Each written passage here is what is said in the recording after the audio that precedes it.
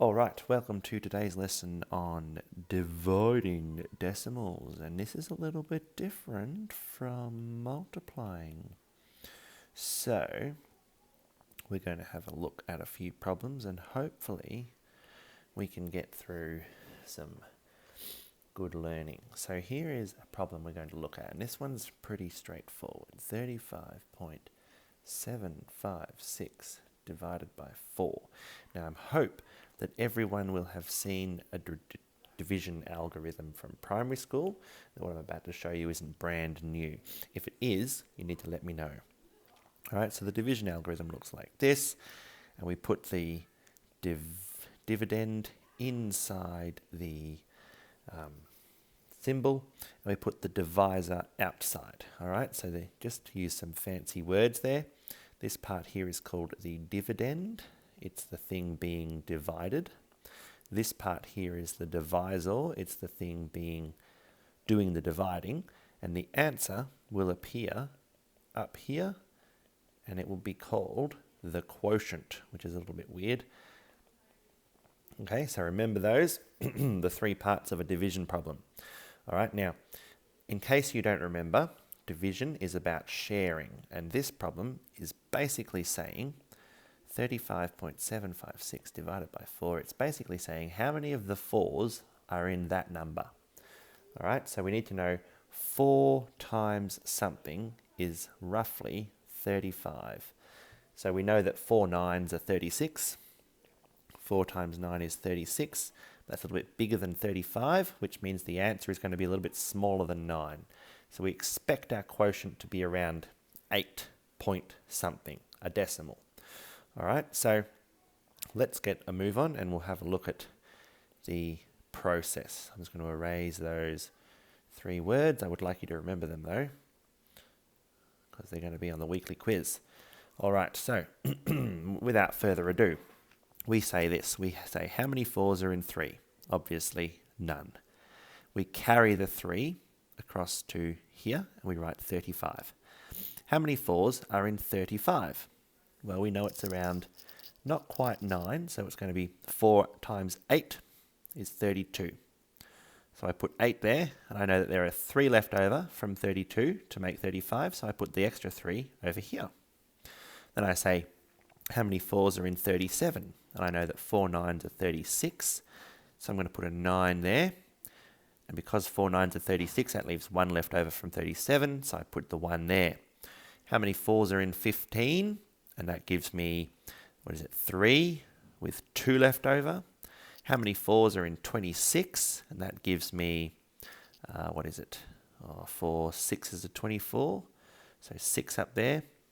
Just going to extend this line because sometimes we need to. Now we find 4 6s are 24 and I had 2 left over. But there's nothing written here. In which case what we do is we just keep putting a 0 in. So we put a 0 here. Now, how many 4s are in 20? And we find that it's an even 5. So here is our answer. 0.89365. But that doesn't make any sense because there's no decimal point. So this one, just like some of the addition and subtraction problems, we can put the decimal point above where it was in the dividend. So the answer is 8.9365. And that is approximately what we thought it was going to be. We thought it was going to be around 9, and it's 8.9 because 35 is just below 36, and 8.9 is just below 9.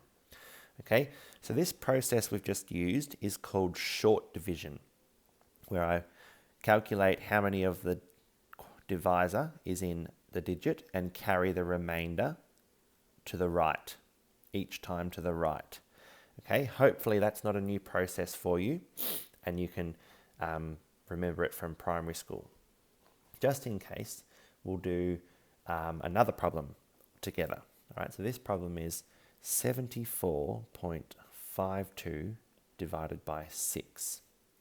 Okay, so again, we'll set it up with the division symbol, 74.52 with the divisor out the front. And we go through the steps.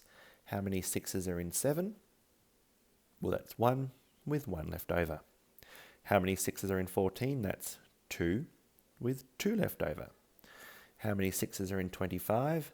That's 4 with 1 left over. How many 6s are in 12? That's 2 with none left over. And the decimal point is directly above the dividend's decimal point. So the answer we can write here is 12.42. Okay, and if you want to check it, you can say, well, 6 times 12, I know, is 72, and a little bit more because of the 0.42, the answer is 74. So that seems reasonable. That's a good estimate. All right, so those two problems dealt with dividing by a whole number, and now I'm going to show you a couple more problems that deal with dividing by a decimal. So a decimal divided by a decimal. All right, so we'll push those to the side, and we'll bring up two examples just here. So in this case, what we're allowed to do is similar to the multiplication problems. We're allowed to manipulate the numbers and sort of ignore the decimal points. So the question looks like this: 64.137 divided by 0.03. Now remember, it's how many of those are in here. And because that's a very small number, the answer is likely to be very large. So we can write it like this: 64.137, 0.03. All right, now what we're going to do is we're going to actually move the decimal point in the divisor to make a whole number. So if I put the decimal point there, it's now 3. But because I've moved it in that number, I also have to move it in the other number, the dividend. So I move it 2 places here also. So now my dividend is not 64, it is 6,413. But I'm dividing it by 3 instead of 0.03. So what I'm doing is I'm keeping the spirit of the problem there, but I'm changing the digits, or changing the numbers' values. Okay, so in that case, we just keep going. 3 into 6.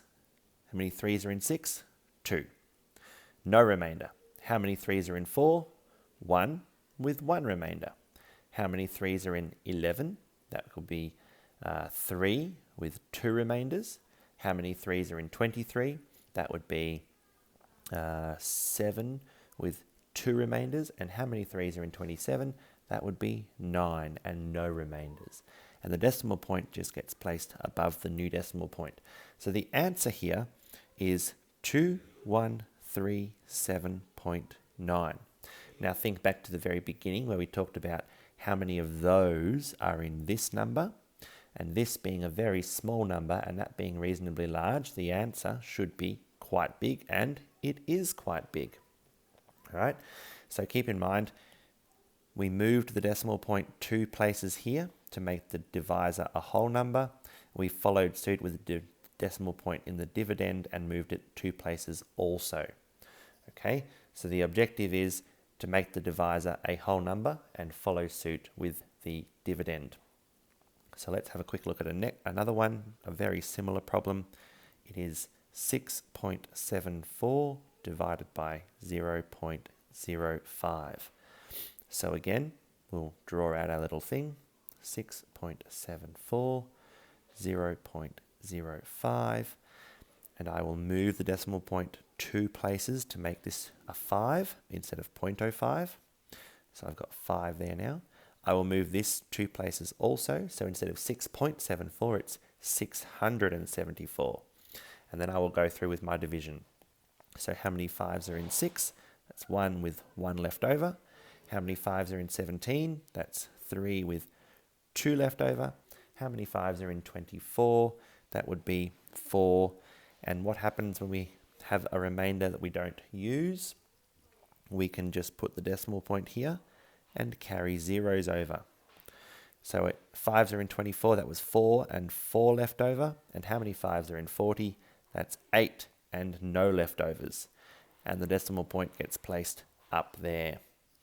All right, so a couple of pretty important things to remember from this lesson. All right, first and foremost, the short division algorithm has the remainders carried over to the right. If we run out of digits in our number, we are allowed to keep putting zeros in, so long as there are remainders, and we want to keep going. Next lesson, we'll look at a few different types of decimals and discuss their properties to do with those zeros being placed in there. When we divide by a decimal, we change the divisor to a whole number, or as close to a whole number as we can, but we also have to change the dividend by the same amount. So if we moved the decimal point twice, we do the same in the dividend. All right, so it's a long video today, but it's important, so give those questions a go.